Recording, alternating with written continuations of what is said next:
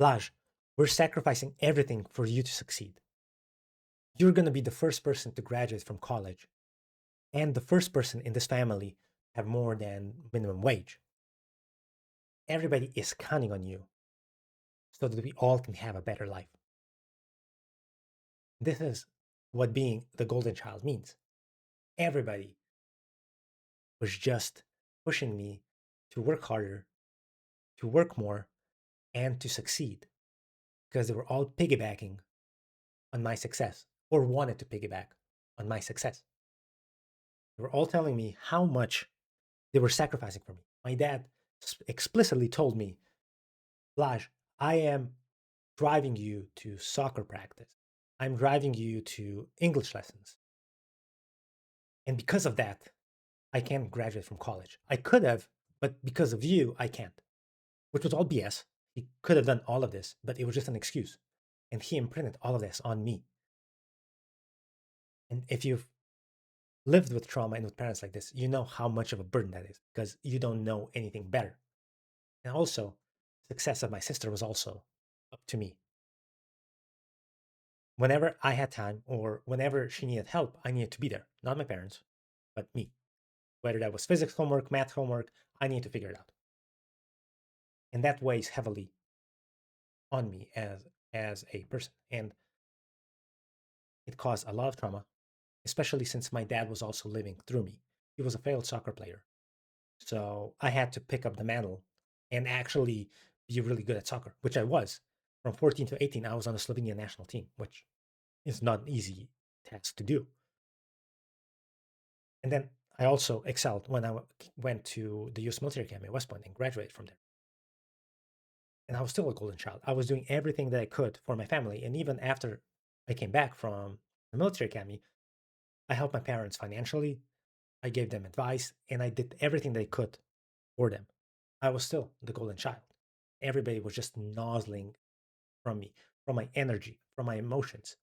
Because I didn't feel any emotions because I was dead emotionally inside, since everybody was just attached themselves to me. And it was exhausting. I hardly had any time for myself. I didn't know who I was. I was just there to serve others.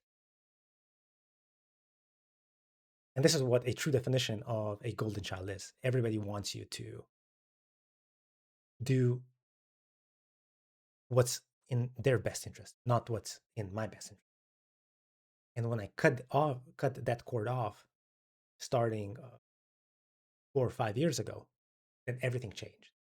Of course, I was not a golden child anymore. I was the disappointment because I haven't fulfilled my full potential. My dad was telling me this throughout my life. When I said I didn't want to play soccer anymore, I was a full disappointment. He had everything already planned for me, how I was going to make millions, how I was going to play in the French first league, uh, how he was going to be there with me, my manager, and everything else. And I completely ruined his expectations of me, right? which is funny. And of course, with my mom, I'm not there anymore for an emotional support. My dad should have been there, but it was me when her grandpa died. When her dad died, so my grandpa, she she came crying to me, not to dad because freaking drunk most of the time. And she got what she needed from me and then left. So the golden child, I gave everybody what they wanted to, and yeah, it's not fun. So whenever somebody tells me, "Oh, this person is a golden child," truly weep for the person because they're, especially as a child, we're put in an impossible position. We have no idea what we're supposed to do. We have to discover ourselves, who we are. But that burden, as the golden child, then just translates into us working day in, day out, working for everybody else, trying to get better, trying to succeed in life so that others may benefit from it. And whenever we want to actually say, hey, time out, I want some time for myself, you get prejudiced, you get made fun of. Or, what are you talking about? You need to succeed. Oh, you're taking some time off?